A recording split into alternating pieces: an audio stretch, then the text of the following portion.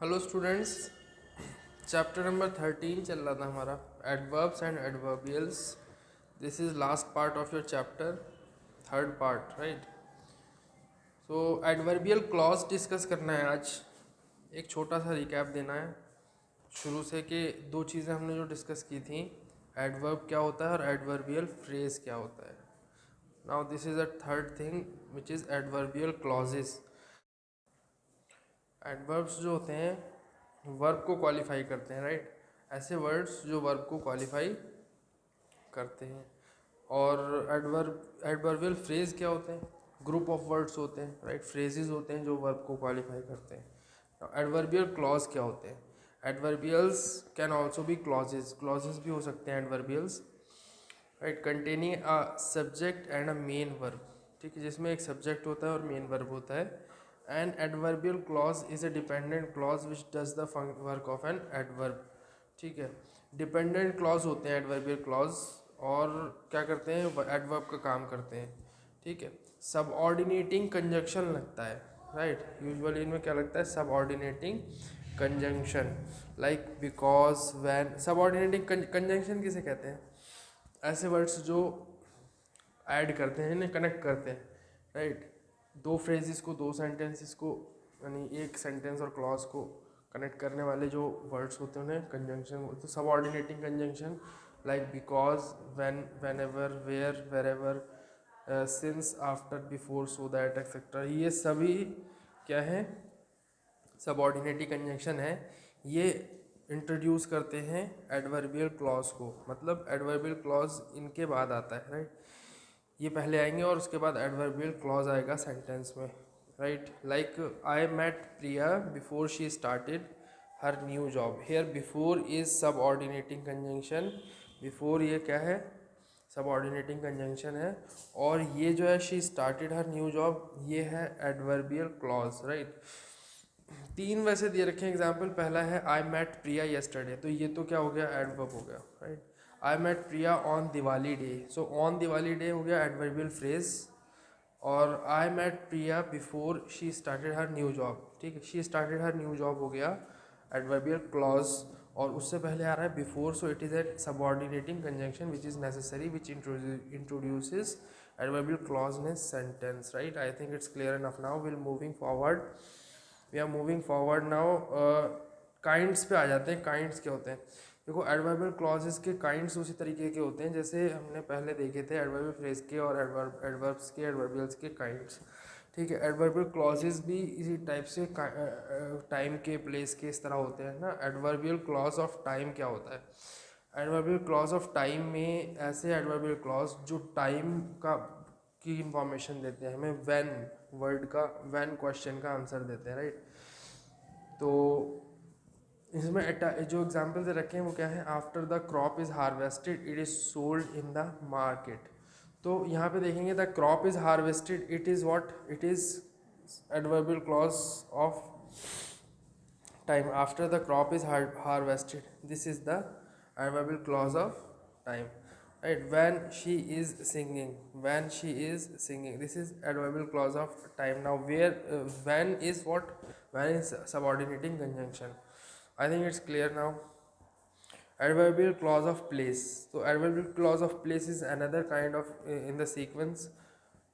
I will follow you whenever you go, right. I will follow you whenever, wherever you go. So wherever you go is the adverbial clause which tells us about the question, about the answer of question where, right. तो place का हमें answer मिलता है, place कहाँ का, right. तो they tell us where, they tell us where, right. They tell us where. Adverbial clauses of place are introduced with a conjunction where, wherever, etc. Right. Adverbial clauses of purpose और result. So adverbial clauses of purpose और result में हमें किस चीज़ का answer मिलता है? why या to what and, right. हमें आंसर किस चीज़ का मिलता है? why का आंसर मिलता है, रीज़न मिलता है, राइट। सॉरी, पर्पज़ मिलता है। पर्पज़ और रिजल्ट के बारे में इंफॉर्मेशन मिलती है। Like Reena learn computer so that she could get a better job. Why Reena learn computers, so इसका हमें आंसर मिल रहा है, इस इस सेंटेंस से, सो that she could get a better job, जिससे कि उसको एक बेटर जॉब मिल सके, इसलिए उसने कंप्यूटर्स सीखा.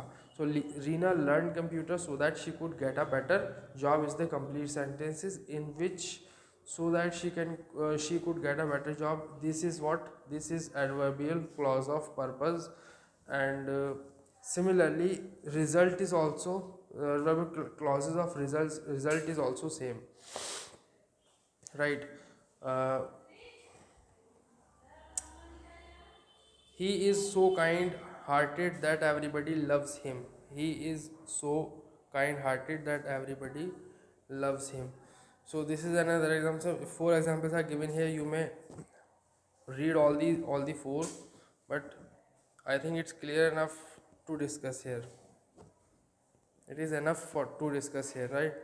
So these are introduced by conjunction that, so that, lest, in order that. इनसे इंट्रोड्यूस होते हैं सेंटेंस, मतलब इनके बाद आते हैं, ये ही वर्ड्स हैं जो एडवर्बियल क्लॉजेज ऑफ पर्पस और रिजल्ट से पहले यूज़ होंगे. Now adverbial clauses of cause और रीज़न. कॉज और रीज़न में भी वाई का क्वेश्चन मिलता है, राइट? वाई, ठीक. They answer the question why. Like I will help you because you are my true friend. तो इसका आंसर मिल रहा है why I will help you because you are my friend, that's why I will help you.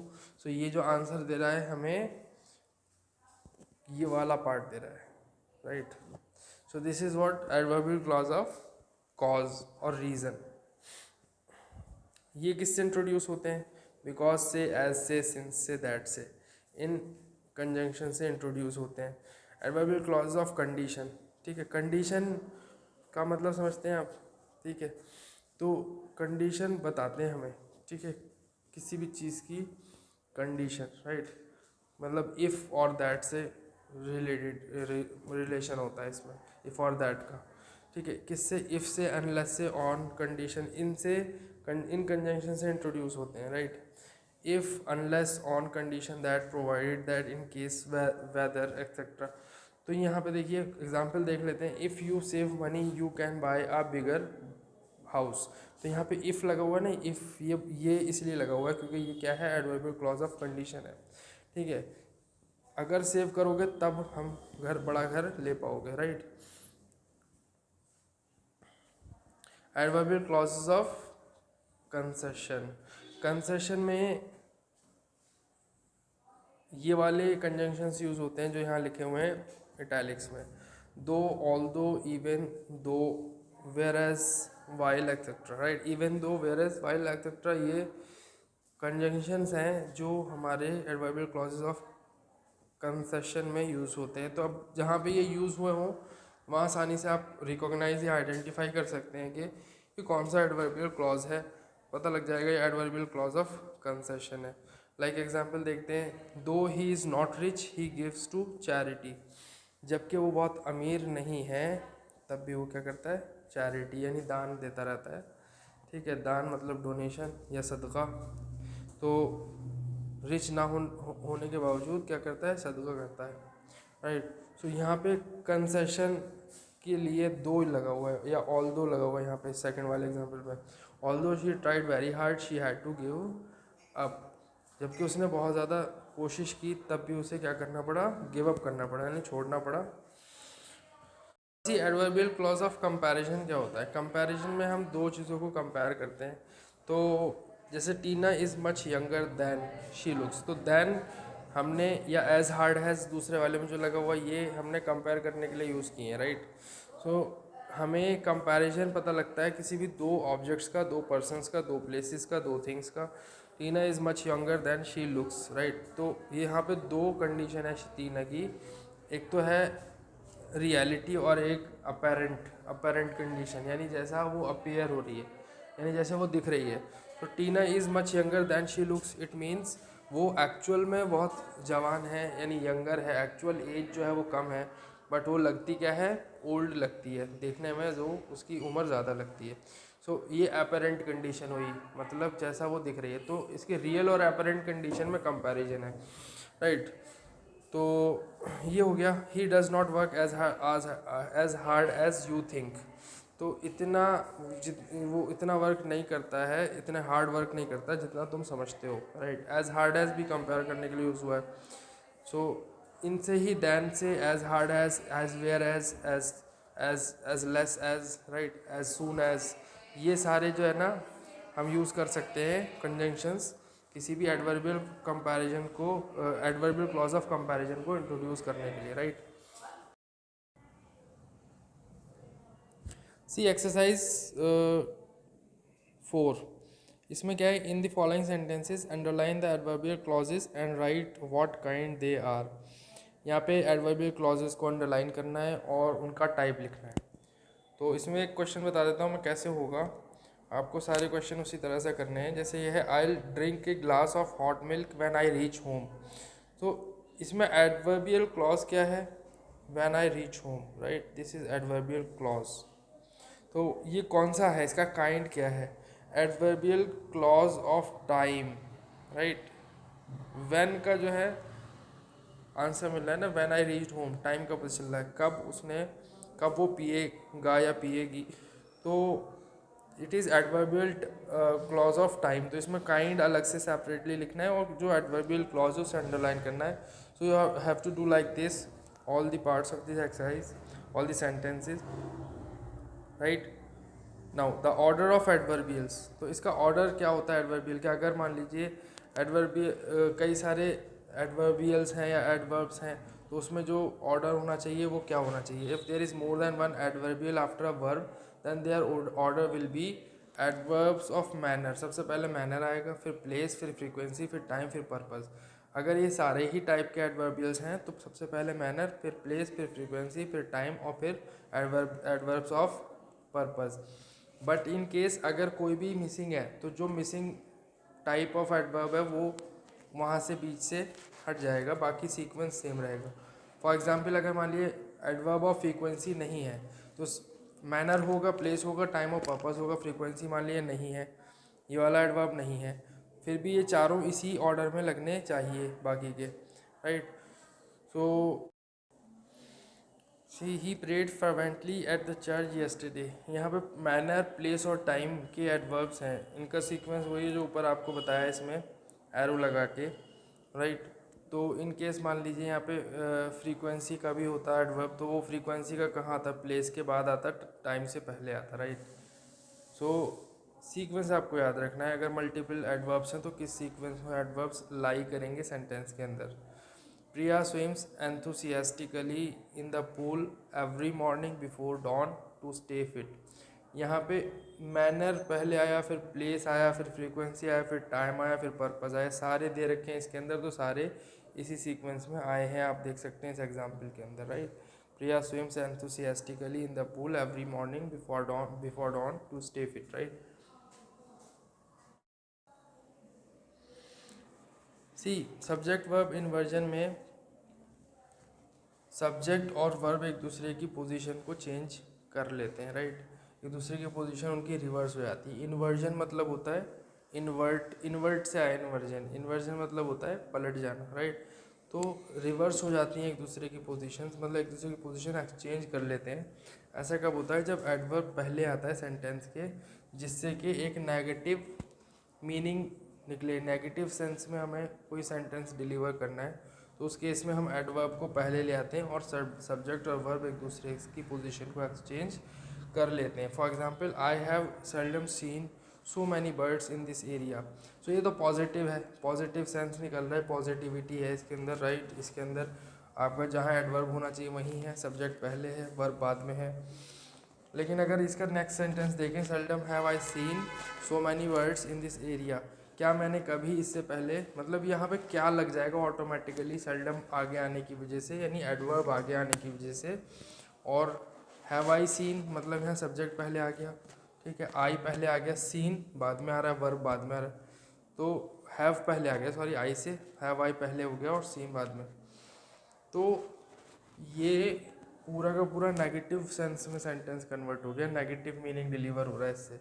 क्या मैंने पहले कभी इतनी ज़्यादा बर्ड्स इस एरिया में नहीं देखी, राइट। एक नेगेटिव सेंस में बोला जा रहा है ये, राइट।